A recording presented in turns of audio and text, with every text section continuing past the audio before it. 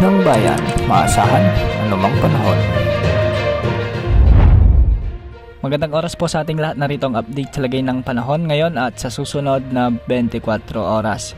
Sa kasalukuyan ay nakakaapekto ang Intertropical Convergence Zone sa bahagi ng Mindanao, samantalang easterlies naman ang nakakaapekto sa ilang bahagi ng Luzon. Dahil nga sa Intertropical Convergence Zone, makakaranas ng maulap na kalangitan na may mga kalat-kalat na pagulan at pagkidlat pagkulog ang bahagi ng Zamboanga Peninsula sa may Soc-Sargen, Barm, Northern Mindanao, Davao Oriental, Davao Occidental at Davao del Sur. Ang mga lugar na ito ay posibleng makaranas ng mga katamtaman at minsan ay malalakas na pagulan, kaya posible ang mga biglaang pagbaha o pagguho ng lupa. Samantala, magiging bahagyang maulap hanggang sa maulap naman ang mga kalangitan na may mga kalat-kalat na pagulan at pagkidlat pagkulog sa buong Visayas, sa may Palawan at ang nalalabing bahagi ng Mindanao.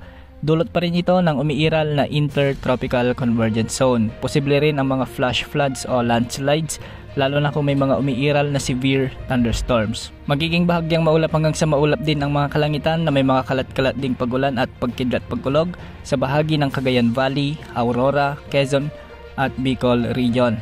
Dulot naman ito ng umiiral na easterlies o ang mainit na hangin mula karagatang Pasipiko. Samantala sa Metro Manila at nalalabing bahagi naman ng Luzon, asahan din ang pag-iral ng mga localized thunderstorms. Sa ngayon, wala pa namang namomonitor ang Pag-asa na potensyal na bagyo o low pressure area na posibleng makaapekto sa ating bansa sa susunod na 3 araw. Ngunit, kung ating pagbabasehan ng mga wind models gaya ng GFS at ECMWF models, posibleng may mabuong bagyo at posibleng lumapit ito sa ating bansa sa mga susunod na araw. Makikita rin sa ating wind animation na posibleng tumbukin nito ang Central at Northern Luzon bilang isang malakas na bagyo. Dahil matagal pa, posible pa ang maraming pagbabago.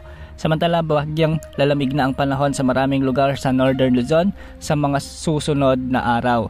Ito ay dahil sa bahagyang paglapit o pag-iral ng amihan at sa mga susunod na araw ay posibleng ideklara na ng Pag-asa ang opisyal na pagsisimula ng amihan season sa ating bansa. Yan ang update sa lagay ng ating panahon.